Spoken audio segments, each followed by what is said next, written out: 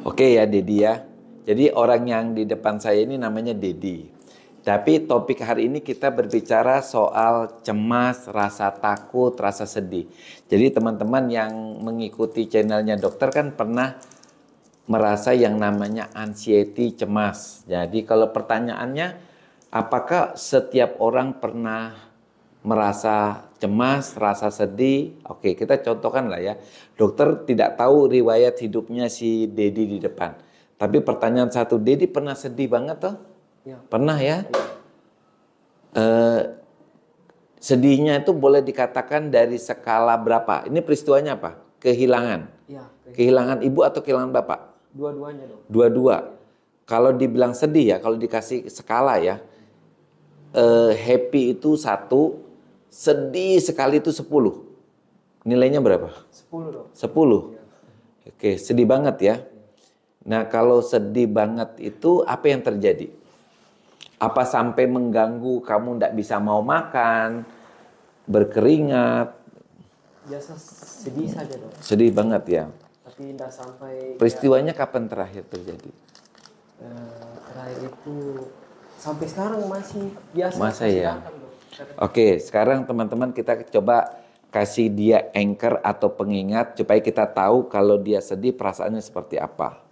Oke, berapa tahun yang lalu kehilangan? Tahun kemarin. Tahun kemarin, oke.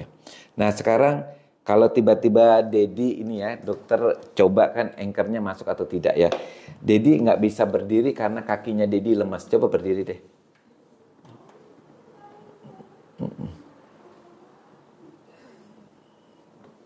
Bagaimana deh? Susah dong. Susah ya?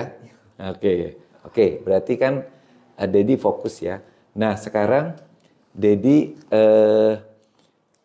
ini dokter ada, ini permen ya. Permen, namanya permen coklat. Nah ketika Dedi makan permen ini, nanti Dedi akan merasa sangat sedih. Sedihnya itu sama seperti waktu Dedi merasa kehilangan kedua orang tua. Oke? Jadi kita ciptakan anchor yang membuat dia merasa sedih sama peristiwa waktu dia anchor ya. Oke, coba.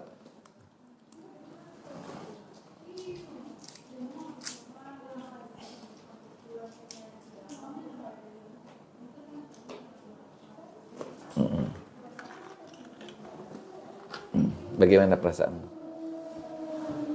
Sedih dong. Apa yang kamu rasakan? Ingat orang tua dong. Jangan sampai meneteskan air mata. Ingat ya. Ingat waktu kamu bersama-sama dengan orang tua atau waktu kamu kehilangan orang tua? Pas masih sama-sama. Masih sama-sama. Nah teman-teman begini, anchor itu bisa terjadi di kehidupan kita sehari-hari. Contohnya ketika teman-teman berada di suasana gelap, teman-teman langsung merasa, aduh saya kok merasa takut gitu ya. Ketika teman-teman ada di pasar, kok saya rasanya takut. Nah itu namanya anchor. Jadi pasar itu mengingatkan teman-teman dengan suatu perasaan yang tidak enak. Begitu juga tadi ini Dedi, anchornya kita ciptakan yaitu permen. Ketika dia makan permen, maka perasaan kehilangannya terjadi. Itu namanya anchor. Nah caranya kita menghilangkan anchor itu, menghilangkan perasaan itu bukan dengan cara menghilangkan memorinya, tidak. Karena memori itu tetap ada. Jadi kan Dedi supaya gini ya, Dedi kan ingin move on toh, ingin move on ya. Oke, sekarang bayangkan ya Dedi ya, kalau Dedi bisa move on, berarti ketika Dedi mengingat orang tua, Dedi bahagia. Dedi harus yakin gini, kalau seandainya orang tua ada sekarang ada di Dedi ya, misalnya ada di, anggap aja lah, muncul sekarang gitu, lihat Dedi kira-kira apa yang diharapkan orang tua. Oke, tahu ya misalnya gini. Ini dokter ciptakan anchor lagi. Ini permen lagi, permen lagi sama dengan yang tadi. Tapi kali ini dokter akan ubah. Ketika Dedi makan permen ini, maka siapa yang suka menasihati kamu, ibu atau bapak? Ibu dong. Ibu ya. Oke, ketika kamu makan permen ini, maka kamu akan melihat ibumu, sosok ibumu ada di sebelah kiri kamu. Oke? Nanti kita dengar nasihat orang tuamu, apa yang dia akan nasihati kamu. Oke, makan permen ini.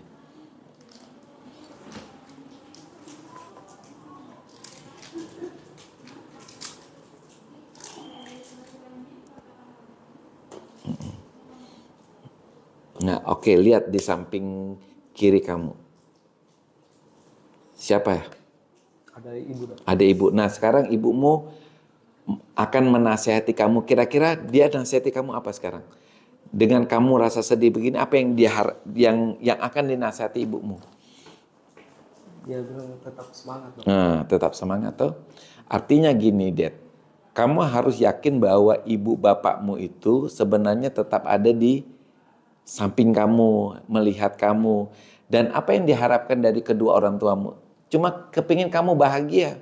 Ya benar toh? Jadi kamu sebenarnya nggak perlu kehilangan karena figur orang tuamu tetap kamu bisa lihat. Justru kalau kamu sedih, orang tuamu sedih nggak? Saya sedih toh? Oke.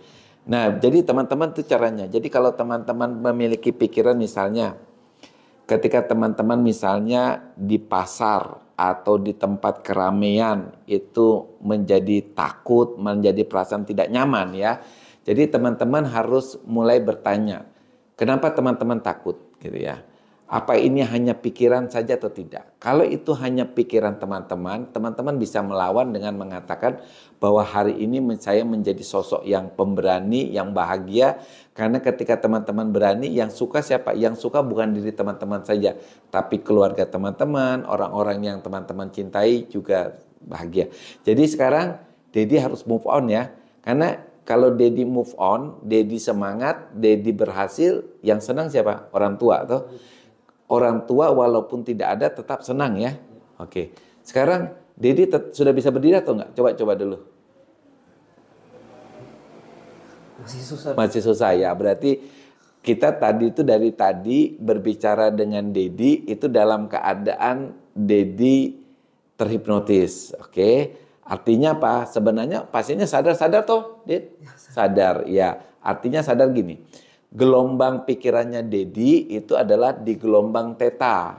Jadi kalau gelombang theta, apa yang dokter kasih ungkapkan, apapun itu masuk ke pikiran bawah sadarnya.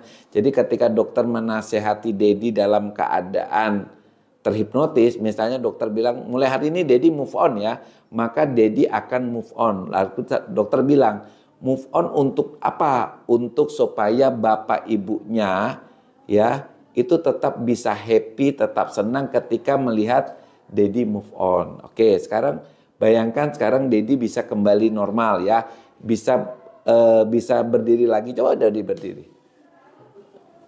Tahu bisa berdiri toh? Oke, duduk lagi, Ded. Nah, itu artinya begitu, Ded. Jadi hipnotis itu bisa bekerja bukan pada orang yang ngelamun, tapi orang yang fokus ya. Gunanya untuk itu, Ded. Jadi kalau misalnya Dedi selama ini sedih karena orang tua, sekarang Dedi justru menjadi orang yang move on. Karena ternyata di alam bawah sadarnya Dedi yakin kalau Dedi move on, orang tua bahagia. Begitu caranya. Begitu juga teman-teman ya, yang sering merasa sedih, sering merasa takut, cemas, pakai teknik ini saja untuk membuat teman-teman menjadi orang yang move on kembali ketika putus pacar, ketika sedih kehilangan, teman-teman bisa pakai teori ini, oke?